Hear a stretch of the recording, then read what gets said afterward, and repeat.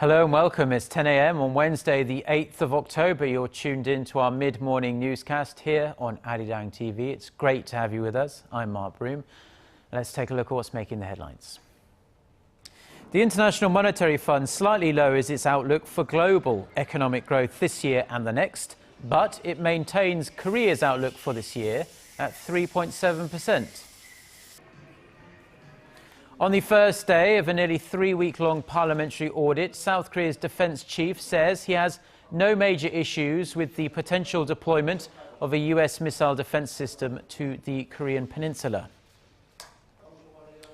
Plus, protests subside in Hong Kong as student leaders agree to hold formal talks on Friday with the government on making the next leadership elections more democratic. Our top story this morning, the Korean economy has been given a relatively healthy report from the bankers at the International Monetary Fund. However, the thumbs-up assessment for Korea for this year and the next contrasts slightly with the IMF's outlook for the global economy. Our Kim Min-ji reports.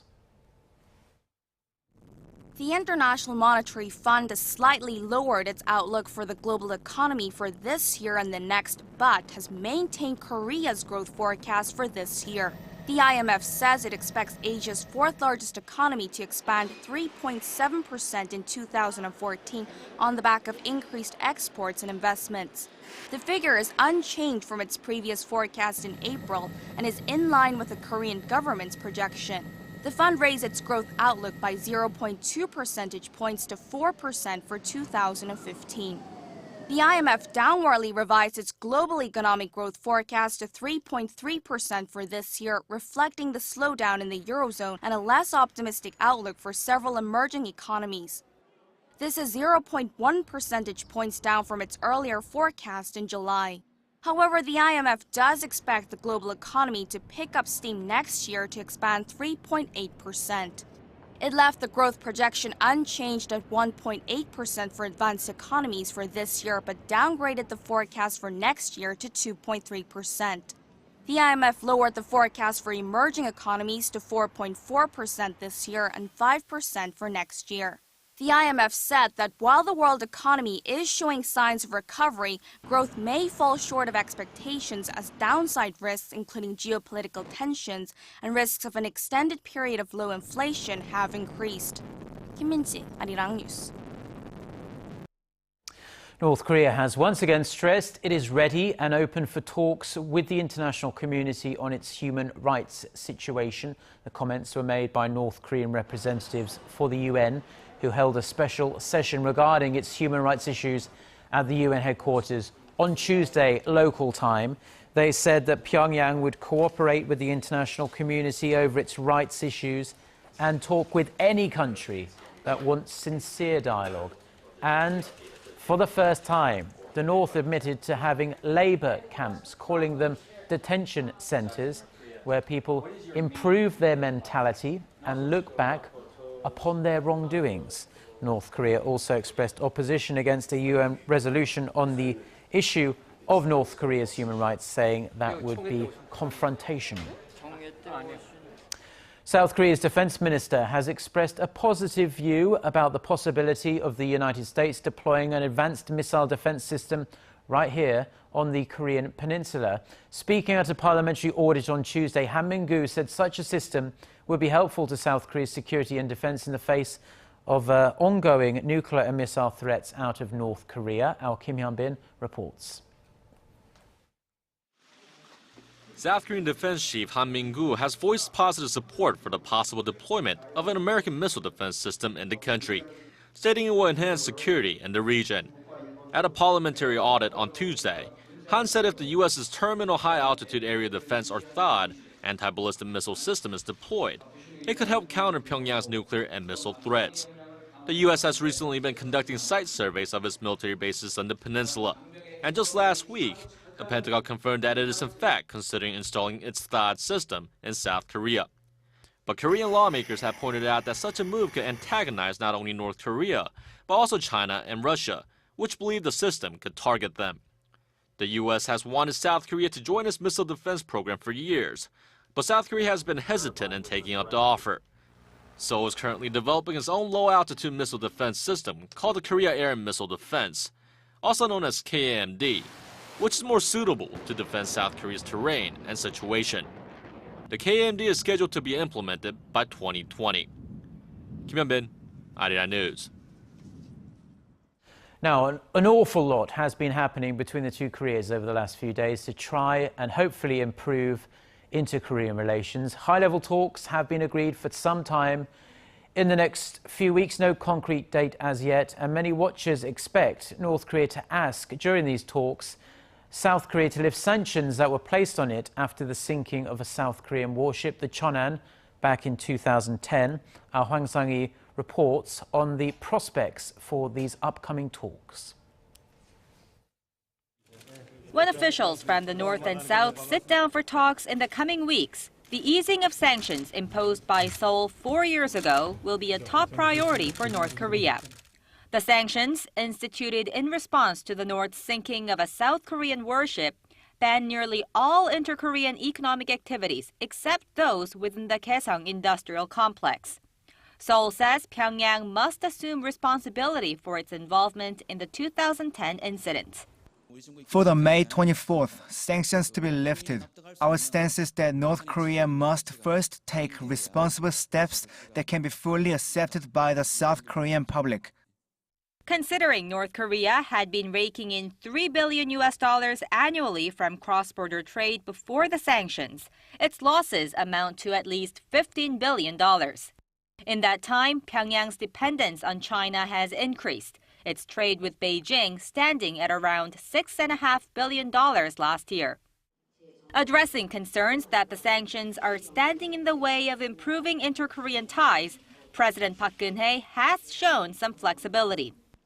South Korean companies are taking part in a fresh trilateral project with Russia and North Korea, building a railway running from the North Korean port of Najin to the Russian town of Hasan.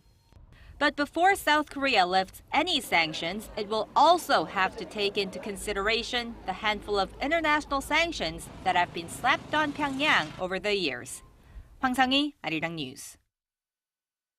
Now, President Park Geun-hye says overcoming a 7 decades-long division on the Korean peninsula and laying the groundwork for peaceful unification are tasks for all Koreans, regardless of where they live.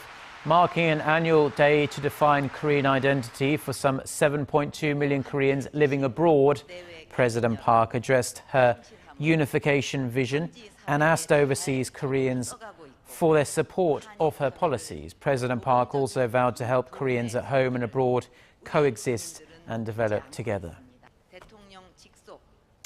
Meanwhile, also on Tuesday, President Park signed a memorandum of understanding with the Ivory Coast to bolster bilateral economic cooperation, and this following a summit with the West African nation's President Alassane Ouattara in Seoul.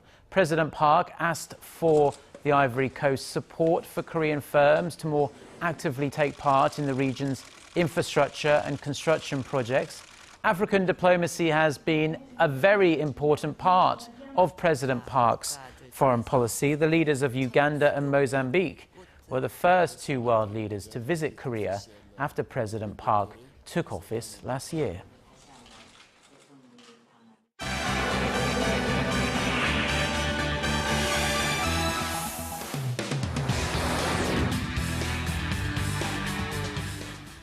Right, well, let's get a check now on the global headlines we're following at this hour with our Eunice Kim at the News Centre. Hello there, Eunice. Good morning, Mark. So pro-democracy student leaders in Hong Kong have agreed to launch formal dialogue with Hong Kong government officials, despite what the students see as the rather limited scope of these proposed talks.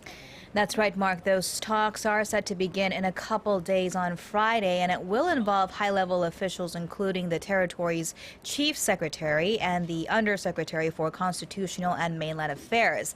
And while political reform will be on the agenda, it was apparently agreed during the preparatory meetings that they would debate how to change the territory's electoral system within the framework of the Basic Law, which is Hong Kong's mini constitution. And local authorities authorities say the universal suffrage that the students have been demanding for the 2017 chief executive elections runs squarely against those rules, so already we are seeing deep divides to fill. Excuse me. Now, student leaders called on protesters to continue their demonstrations until a substantive breakthrough is made, but impatience and anger is only growing in Hong Kong, as highlighted by an overnight run-in between protesters and the anti-Occupy Blue Ribbon movement at Admiralty last night. Companies in Hong Kong saw their sales dip by as much as 80% during the otherwise commercially lucrative Golden Week holiday, this according to the Hong Kong Retail Management Association. Now, health officials in Spain are scrambling to control the spread of Ebola after a nursing assistant there was diagnosed with the disease on Monday, marking the first infection outside of Africa. Another nursing assistant was admitted earlier today, adding to the 4 people already quarantined at the Madrid hospital, where that first infection was confirmed. More than 50 others have been placed under observation, among them fellow health workers and relatives of the confirmed Ebola patient. Madrid's regional government also obtained a court order to euthanize and incinerate her pet dog, saying there is no guarantee that infected dogs cannot transmit the virus to humans. Turkey's President Recep Tayyip Erdogan is pressing for more U.S.-led coalition airstrikes on the Syrian border town of Kobani, saying it was about to fall to Islamic State militants making ground in their 3-week assault on the strategic town. He made the statement at a refugee camp in the Turkish border and added that a ground operation was needed for a successful holdback. Coalition airstrikes hit more IS targets on Monday and Tuesday, including a tank, armed vehicles, and anti-aircraft artillery. The UK-based Syrian Observatory for Human Rights said more than 400 civilians and fighters on both sides have died in the bitter battle so far. Erdogan said Turkey would act only if Turkish soldiers or a historic site in Syria were threatened. And a new poll released Tuesday has shown support for U.S. President Barack Obama's economic policies has hit an all-time low of 24%. That's the number of Americans polled who said they were extremely or quite confident with President Obama's economic record. The previous low point was back in June of last year at 9 percentage points higher. The survey was conducted by broadcaster CNBC and All America Economic Survey. It quizzed 805 adults late last month and has a margin of error of 3.5 percentage points. Said that a team of South Korea. Get connected to Korea and the world. Join us every weekday for the latest developments out of Korea, Asia, and beyond.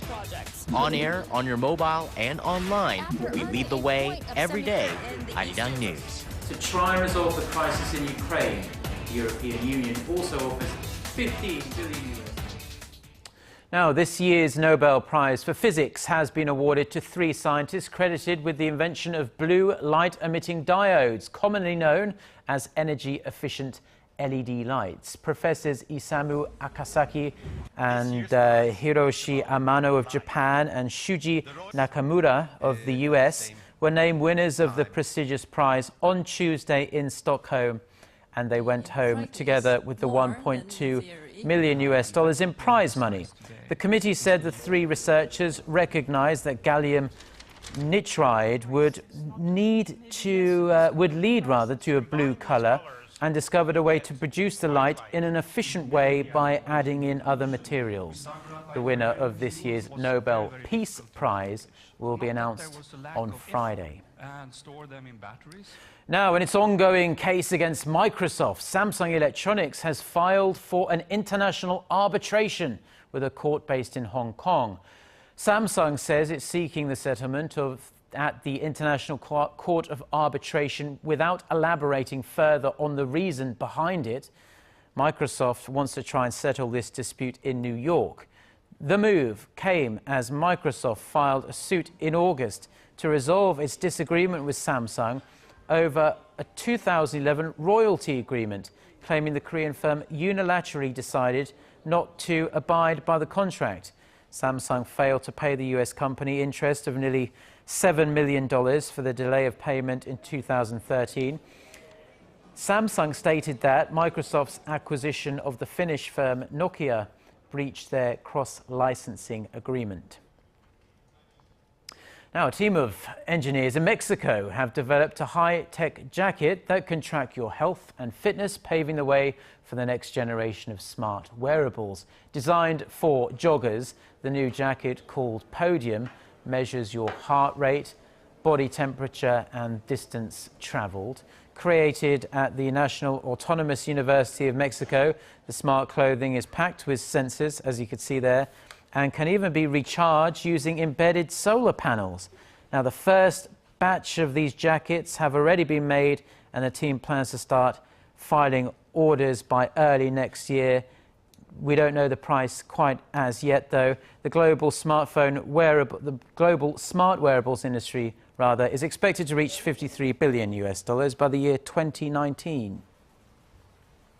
Back here in Korea, and the dawn of autumn is with us, and that means the start of festival season here in the country, and there are countless events taking place nationwide. However, you don't have to worry if you don't have the time or the energy to travel too far from Seoul, as our Son Jung-in introduces us to 3 wonderful festivals taking place in neighboring Gyeonggi-do province. Producing a thunderous noise, the Black Eagles demonstrate their acrobatic moves, crisscrossing in perfect unison. Using the sky as a canvas on which to draw, the aerobatic team glides through the air, sketching different pictures with the white smoke from their tails. The vast sky is filled with planes shooting high into the air and plunging down again. The most interesting maneuvers are the tumbles, where the airplane literally tumbles head over heels, and also the reverse airflow maneuvers, where the airplane goes backwards. Also, the airplane can be flown in knife-edge flight on its side for long periods of time, and of course inverted. Also in Gyeonggi-do province, the Yeoju Ceramic Festival is in full swing this week in the city of Yeoju. The festival features many ceramic works from various artists, as well as a range of hands-on activities such as baking your own pottery creation or smashing them to relieve your stress away. And over in the nearby city of Suwon, the Suwon Hwasong Cultural Festival will get underway, inviting local and foreign visitors to Hwasong Fortress, a UNESCO World Cultural Heritage Site. Visitors can have fun while learning more about Korea's Joseon Dynasty era. There are so many festivals taking place this week in Gyeonggi-do province. We have the air show and the Suwon festival.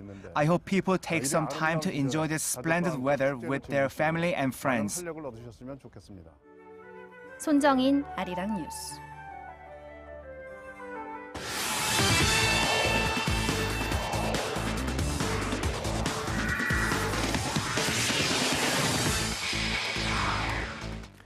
And a good Wednesday morning to you all as we kick things off with the 2014 Incheon Asian Paralympic Games, which is less than 10 days left. And despite the lack of coverage so far, there are a lot of expectations for the event.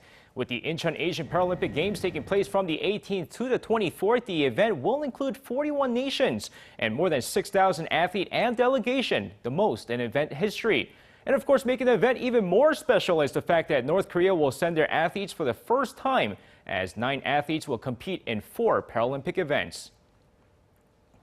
And moving over to the South Korean national football team, who began their training camp for the first time under manager Uli Stilicke on Tuesday. And as for the German head coach, he's looking forward to the new journey. With the 23-man roster coming together at the National Training Center, manager Uli Stilicke held a press conference calling for a new journey with the national team. He stated that he hopes to win the hearts of the fans, adding that each match will not be something that the fans will just watch on television and forget about shortly after, but leave a long impression.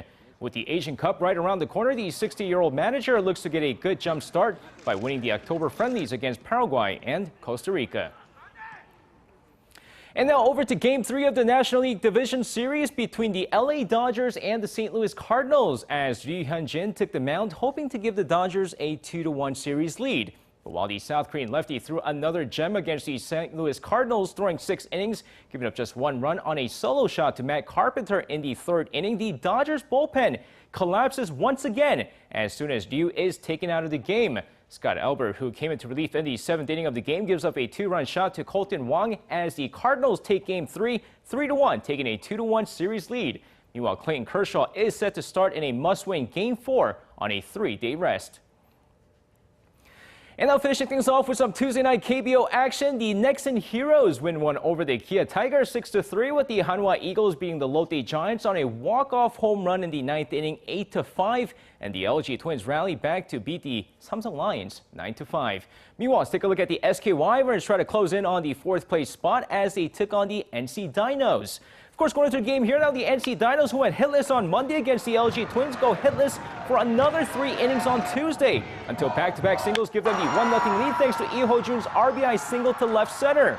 Stays that way as gold medalist EJ Hawk throws a gem going into the 9th inning, but here come the SK Wyverns. Cho Dong-hwa bunt single to the pitcher. That scores the tying run. Next play, Park Jong-kwon singles to left center. In comes the winning run and ball game over as the SK Wyverns win it in the bottom of the 9th, 2-1.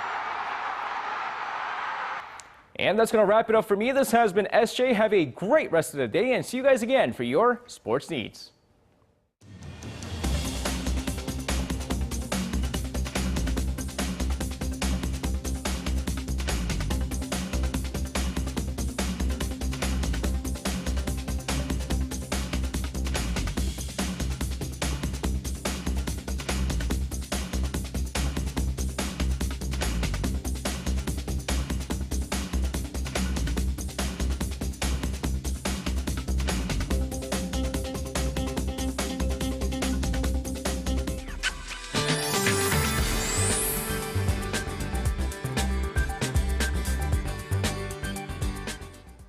Good morning. According to the solar term, today is Halo, which literally means cold dew, and the chill in the air definitely caused the first frost of the season in some of the central inland regions, as the lows have kicked off even cooler than yesterday. But skies will remain crystal clear, so we can look forward to a typical beautiful autumn weather today, with daily highs forecast to be similar to a tad higher than yesterday. So let's take a closer look at those temperatures. Now, the daytime high in the capital and Busan will be at 24, while Daegu and Gwangju peak at 25 this afternoon. Now, for other regions, it looks like Jeju Island and Daejeon should top out at 23, and Dokdo tops out at 20. Now, it seems like daily highs will be slightly milder for the remainder of the week, hovering in the mid-20s for here in the capital. But as we can see, the temperature difference between lows and highs will continue to be wide. So please take good care of your health to prevent catching a cold. Well, that's all for Korea, and here's international weather for viewers around the world.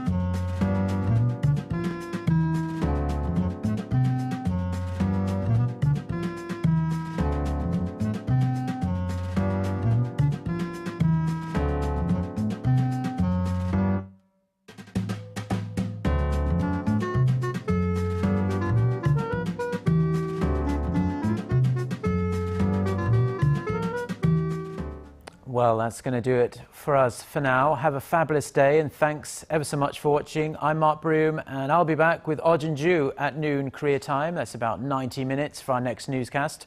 Until then, goodbye.